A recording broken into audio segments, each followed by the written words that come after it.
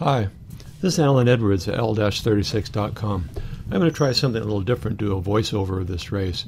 We just started. We didn't get a very good start because we had a problem with the instrumentation and it didn't get the starting line where I thought it was.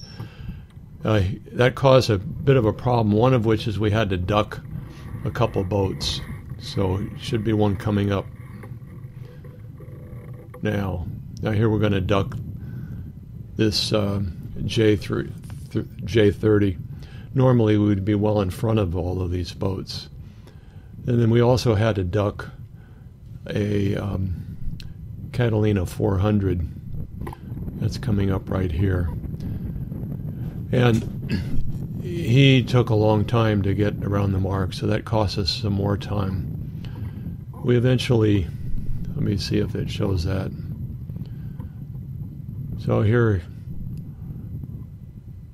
he's tacked and we're going to tack. Now, I didn't show us passing him, but it's a little bit of fun spinnaker work. But the real thing about this particular race was the finish. And the thing I got asked about in the bar is, how did you do that? The entire fleet was stopped and we just sailed right on through them.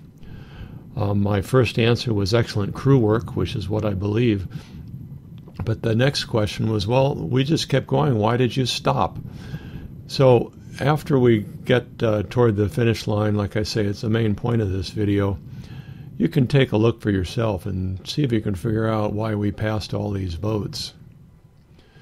But I was really impressed with the spinnaker work.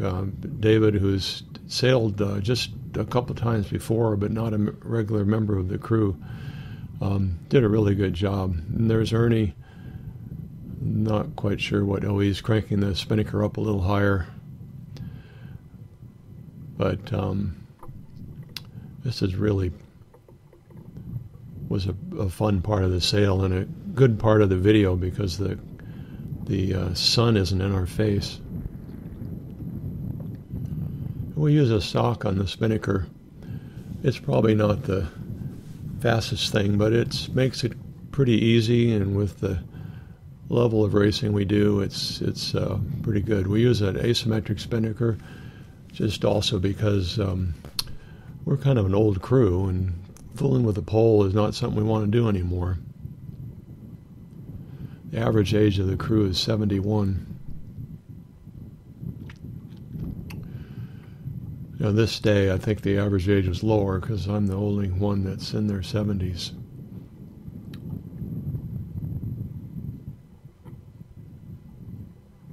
So now got the spinnaker down, just got the jib up.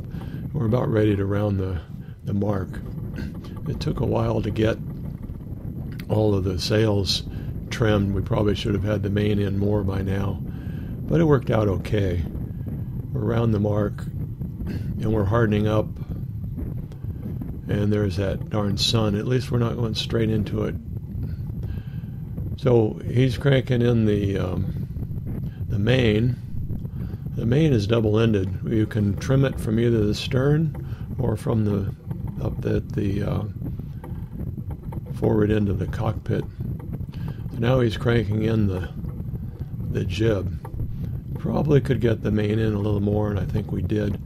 But there's a lot of wind down here for the size jib we had, and it doesn't hurt to have a bubble in the main to depower the boat a little bit. But we don't want to beat it up.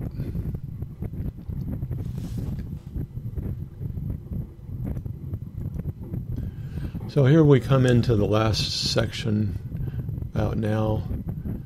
So here the wind gets down to about 3.5 knots just at the finish line, at the finish. It's dying basically. It's going from about 8 to 3.5, and we get down to about 2 knots.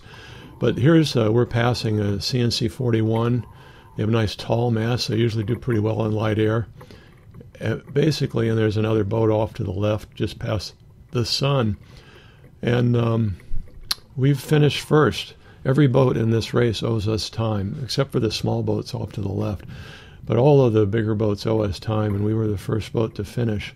So what are we doing? Well, we kept high at as long as there was wind, and when the wind started to die off, I used advantage of the point I had put in the bank, as they say, and then the crew did a great job of trimming to my course and letting the sails out and just trimming on every puff. And so here he's going to adjust the main. I'm not quite sure what Ernie is doing with the jib, if he's trimming it by hand, as things were getting pretty light. I think he's leaning over so he can see the jib and just trimming it by hand, and then Dave's back with the main.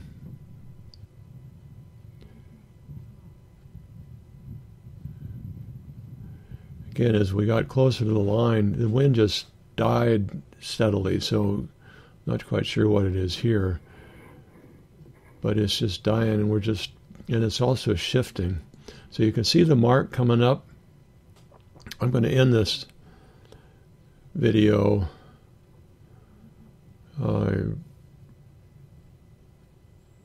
just past the stop. I have a comment that will pop up right as we cross the finish line, and you can know exactly when that was relative to our heading. So we're going more or less straight. At some point, I kind of turn up to just cross the line because I know we're coasting as fast as we're going to be able to go with the wind. The boat will coast for several minutes. So I'm not heading up, I'm falling off. So they're falling off. And there's the mark off to the right, just left the screen.